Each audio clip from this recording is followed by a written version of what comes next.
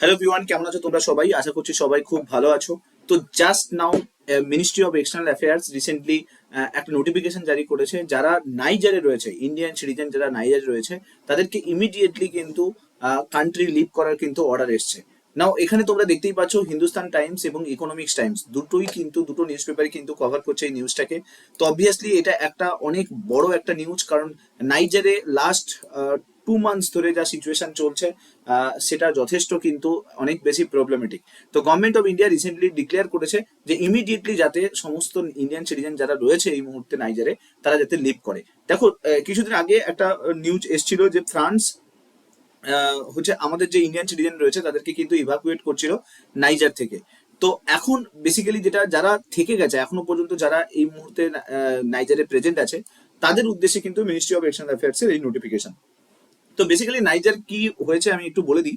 নাইজারে basically কিন্তু Niger একটা African nation, যেখানে রিসেন্টলি কিন্তু একটা পলিটিক্যাল ক্যাওস হয়েছে, যেখানে যে প্রেসিডেন্সিয়াল যে সিকিউরিটি গার্ড ছিল, মানে অর্থাৎ প্রেসিডেন্টকে যে সিকিউরিটি প্রোভাইড করতো, যে অ্যাডমিরাল ছিল, সে রিসেন্টলি কিন্তু প্রেসিডেন্টকে সরিয়ে নিজেকে দেশের হেড হিসেবে ডিক্লেয়ার করেছে। ঠিক আছে। তো ministry of external affairs spokes person Arindam Bagchi এখানে দেখতেই পাচ্ছ, তিনি নোটিফিকেশন জারি করেছেন যে Indian government is closely monitor the situation. Indian government recently কিন্তু খুব ক্লোজলি কিন্তু নাইজারটাকে মনিটর করছে, এবং পিপলকে বলা হয়েছে যে তারা যদি নাইজারের যে ক্যাপিটাল নিয়ামেতে যদি ভিজিট করার প্ল্যান থাকে, তাহলে তারা যাতে পোস্টপোন করে, আর ইমিডিয়েটলি যাতে তারা কান্ট্রি ইভাকুয়েট করতে পারে সেটার ব্যবস্থা করতে পারে। দেখো, এখানে আরো একটা বলা আছে যে প্রেজেন্ট যে সিচুয়েশন চলছে, তো ইন্ডিয়ান ন্যাশনালদের বলা হয়েছে তারা যাতে ইমিডিয়েটলি লিভ করে কান্ট্রিকে, এবং বলা হয়েছে যে এয়ার স্পেস, যেটা নাইজার এয়ার স্পেস রয়েছে, সেটা কিন্তু কারেন্টলি ক্লোজ করা রয়েছে। ঠিক আছে। তো এই মুহূর্তে যদি পজিশন থাকে, সেটা হচ্ছে ল্যান্ড বাউন্ডারির মাধ্যমে, কিন্তু ল্যান্ড বর্ডার ক্রস করে কিন্তু অন্য কান্ট্রিতে যাওয়া যেতে পারে, কিন্তু সেক্ষেত্রে অনেক প্রিকশন কিন্তু নেওয়ার কথা কিন্তু তিনি কিন্তু বলেছেন। এবং তিনি বলেছেন যারা এই মুহূর্তে ট্রাভেল করতে চাইছে নাইজারে, তারাও যাতে ইমিডিয়েটলি এই সমস্ত কিছুকে পোস্টপোন করে ট্রাভেল প্ল্যান, কারণ নাইজারের সিচুয়েশন কিন্তু খুব একটা ভালো নয়। ঠিক আছে। এবং এখানে তোমরা দেখতেই পাচ্ছ প্রপার নোটিফিকেশন জারি করা, যে all Indian national who have not registered with the Indian embassy, তারা যাতে ইমিডিয়েটলি হচ্ছে রেজিস্টার করে, এবং তাদেরকে একটা এমার্জেন্সি নাম্বারও ডিক্লেয়ার করা হয়েছে যাতে তারা কন্ট্যাক্ট করতে পারে, যারা এই মুহূর্তে নিয়ামে এম্বাসিতে রয়েছে, ইন্ডিয়ান এম্বাসি যেখানে নিয়ামেতে রয়েছে, সেখানে যাতে ইমিডিয়েটলি কন্ট্যাক্ট করে যতজন প্রেজেন্ট আছে নাইজারে। ঠিক আছে। সেই এমার্জেন্সি নাম্বারও কিন্তু ডিক্লেয়ার করা হয়েছে। তো বেসিক্যালি নাইজারে কি হয়েছে, নাইজারে তোমরা জানো একটা পলিটিক্যাল ক্যাওস ক্রিয়েট হয়েছে লাস্ট 2 মান্থস ধরে। সেখানকার যে প্রেসিডেন্ট রয়েছে মোহাম্মদ বাজম, তাকে কিন্তু সরিয়ে দিয়েছে। তার যে প্রেসিডেন্সিয়াল হেড রয়েছে, নাম ছিল আব্দুর রহমান চিয়ানি। ঠিক আছে। এই প্রেসিডেন্সিয়াল গার্ড ছিল, মানে ইনি কিন্তু বেসিক্যালি মোহাম্মদ বাজমকে কিন্তু এতদিন ধরে সিকিউরিটি প্রোভাইড করছিলেন। তো তিনি পরবর্তীকালে কিন্তু নিজেকে ডিক্লেয়ার করেছে, নিজেকে প্রেসিডেন্ট হিসেবে ডিক্লেয়ার করেছে, এবং কান্ট্রি হেড পজিশন কিন্তু ডিক্লেয়ার করেছে। এখানে তোমরা আব্দুর রহমান চিয়ানিকে দেখতে পাচ্ছ।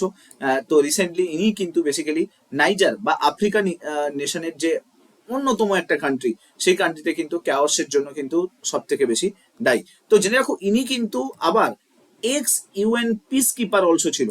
এক্স ইউএন পিস কিপার সম্বন্ধে আমি একটু বলে দিই। যারা বেসিক্যালি ওয়ার লাইক সিচুয়েশন যে কান্ট্রিগুলো থাকে, সেই কান্ট্রিতে শান্তির জন্য বার্তা নিয়ে যায়, তো তাদের মধ্যে একজন ছিল কিন্তু এই আব্দুর রহমান চিয়ানি। ঠিক আছে। তিনি কিন্তু আবার আফ্রিকান নেশন যেটা নাইজার, সেই নাইজারে কিন্তু ক্যাওয়াস তৈরি করার জন্য কিন্তু সব থেকে বেশি দায়ী।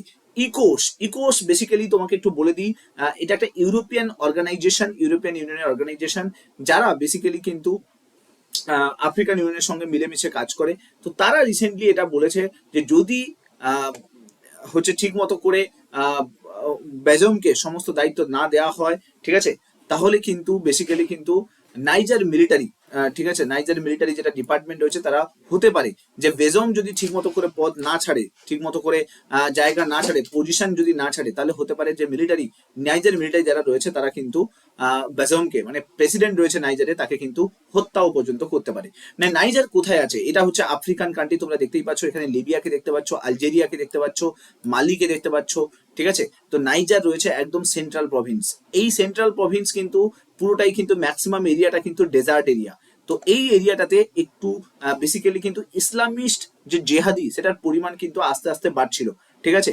আর যেটা বেসিক্যালি কিন্তু যে প্রেসিডেন্সিয়াল হেড রয়েছে আব্দুর রহমান চিয়ানি, সেটা কিন্তু পছন্দ করছিল না। এবং রিসেন্টলি অনেক ইসলামিক মুভমেন্ট কিন্তু ওখানে হয়েছে, যেটা প্রেসিডেন্ট বাজম সেটা কিন্তু মেনে নিয়েছেন। তো তার জন্যই কিন্তু এর এগেনস্টে, বাজমের এগেনস্টে গিয়ে কিন্তু এই স্টেপটা কিন্তু নিয়েছে, ঠিক আছে। এবং তোমরা জানো এখানে দেখতেই পাচ্ছ নাইজারের পাশেই কিন্তু নিয়ামে দেখতে পাচ্ছ। এই নিয়ামে কিন্তু ক্যাপিটাল, এই নাইজারের কিন্তু ক্যাপিটাল, ঠিক আছে। এইখানে তোমরা কয়েকটা কান্ট্রিকে দেখতে পাচ্ছ, বুরকিনা ফাসো, বেনিন, ঠিক আছে, নাইজেরিয়া, মালি, এরা সবাই কিন্তু ইসলামিক জিহাদির মাধ্যমে কিন্তু পুরোটাই কিন্তু প্রবলেমের মধ্যে রয়েছে কিন্তু, ঠিক আছে। তো এই জন্য এরা এখানে চাইছে, এখানকার মানুষেরা চাইছে যাতে ইসলাম জেহাদিকে সরিয়ে দেওয়া হয়, সমস্ত কিছু থেকে বঞ্চিত করা হয়। তো এটা কিন্তু এদের কিন্তু সব থেকে মূল লক্ষ্য, মানে এই আফ্রিকান নেশনগুলোর মধ্যে যদি তুমি দেখো, তো এখানে একটা ক্যাওস ক্রিয়েট হয়েছে, যেহেতু ওখানকার প্রেসিডেন্সিয়াল হেড তাকে কিন্তু পদ থেকে সরিয়ে দেওয়া হয়েছে এবং সেই জায়গায় মিলিটারি রুল কিন্তু চালু হয়ে গেছে, ঠিক আছে। এবং তুমি দেখতেই পাচ্ছ মানুষ কিন্তু ইমিডিয়েটলি সমস্ত জিনিসপত্র, যেগুলো দৈনন্দিন জিনিসপত্র, রাইস থেকে শুরু করে কুকিং অয়েল থেকে শুরু করে বাল্কে কেনা স্টার্ট করে দিয়েছে এবং ইমিডিয়েটলি কিন্তু বাড়ির মধ্যে সমস্ত স্টক করা স্টার্ট করে দিয়েছে। সমস্ত এমপ্লয়ি অফ লোকাল বাস, তাদের কোম্পানিকে, যে কোম্পানিগুলো রয়েছে সেখানে ফুললি বুক চলছে, সবাই একটা জায়গা থেকে অন্য একটা জায়গায় কিন্তু ট্রান্সফার হচ্ছে, যাতে সেখানে কোনো ঝামেলা লাগলে বা কোনো ওয়ার লাইক সিচুয়েশন ক্রিয়েট হলে যাতে তারা সুস্থভাবে ঠিক থাকতে পারে। দেখো এই যে নাইজার থেকে যে সরিয়ে নেওয়া হয়েছে, মানে প্রেসিডেন্সিয়াল হেডকে সরিয়ে দিয়ে মিলিটারি রুল চালু হয়েছে, এতে কি মানুষ খুশি? নাইজারের মানুষ কি খুশি? দেখো রিপোর্ট কি বলছে, রিপোর্ট বলছে 30,000-এর ওপরে মানুষ রাস্তায় নেমে এসেছিল, নাইজারে র্যালি করেছিল on the support of coup leader, যে বেসিক্যালি আব্দুর রহমান চিয়ানির জন্য কিন্তু সাপোর্টে কিন্তু রাস্তায় নেমেছিল এবং তারা রাশিয়ান ফ্ল্যাগকে ড্রপ করেছে। নাও এখানেই চলে আসে জিও পলিটিক্স। দেখো এই যে নাইজার এরিয়াটা না, এটা হচ্ছে ইউরোপিয়ান ইউনিয়ন, অর্থাৎ ওয়েস্টার্ন কান্ট্রি এফেক্টেড কিন্তু একটা জায়গা। এটা ফ্রান্সের আগে কলোনি ছিল। তো ওয়েস্টার্ন কান্ট্রি চায় যে এই জায়গাটাকে দখল করে রাখতে, আর সেখানে সব থেকে বেশি ইনফ্লুয়েন্স করছে কারা, মানে তাদের এগেনস্টে যাচ্ছে কে? এগেনস্টে যাচ্ছে কিন্তু রাশিয়া। তো রাশিয়া চায় কোনোভাবে যাতে আফ্রিকান নেশন যেটা রয়েছে নাইজার, কোনোভাবে যাতে ওয়েস্টার্ন কান্ট্রির হাতে না চলে যায়, ঠিক আছে। তো তাই জন্য তোমরা দেখতেই পাচ্ছ যে রাশিয়ান যারা রয়েছে তারা কিন্তু সব থেকে বেশি, তুমি যদি দেখো সব থেকে বেশি কিন্তু এতে কানেক্টেড দেখতে পাবে, সব থেকে বেশি রাশিয়ানরা ইনভলভ দেখতে পাবে, ঠিক আছে। প্রায় 30,000 পিপল গ্যাদার হয়েছে নিয়ামেতে স্টেডিয়াম, তারা ড্রপ করেছে রাশিয়ান ফ্ল্যাগকে, তারা বলেছে যে as the threat of regional military intervention loom. বুঝতে পেরেছো কি বললাম? যে এই ধরনের যে সিচুয়েশন, এই যে ইসলামিক জেহাদি, এই যে পুরো ব্যাপারটা, এটা কিন্তু রাশিয়া সব থেকে বেশি কিন্তু এর জন্য দায়ী। তো অবভিয়াসলি তাহলে বুঝতেই পারছো এই যে র্যালিটা চলছে, এই র্যালিটা কিন্তু যে কপ লিডার রয়েছে তার জন্য কিন্তু সাপোর্টে কিন্তু এই পুরো ব্যাপারটা কিন্তু চলছে, অর্থাৎ যে প্রেসিডেন্ট রয়েছে, যে বাজম যে প্রেসিডেন্ট রয়েছে তার এগেনস্টে কিন্তু মানুষ রাস্তায় নেমেছে, ঠিক আছে। এবং তোমরা জানো কিছুদিন আগে কিন্তু হচ্ছে ফ্রান্সের একটা ইভাকুয়েশন কিন্তু হয়েছিল, ইভাকুয়েশন ড্রিল কিন্তু হয়েছিল, সেখানে বহু ন্যাশনালিস্ট, বহু ইউরোপিয়ান ইউনিয়নের যারা মেম্বার ছিল বা যারা ইউরোপিয়ান ন্যাশনাল ছিল তাদেরকে কিন্তু ইভাকুয়েট করে নেওয়া হয়েছে এবং তাদেরকে প্যারিস, রোম এইসব জায়গায় কিন্তু শিফট করে দেওয়া হয়েছে। এবং রিসেন্টলি ইন্ডিয়ান প্রায় 900 ইন্ডিয়ানকেও কিন্তু ইভাকুয়েট করেছিল কিন্তু ফ্রান্স। তার মানে বুঝতেই পারছো নাইজারের সিচুয়েশন কিন্তু যথেষ্ট বাজে এই মুহূর্তে দাঁড়িয়ে।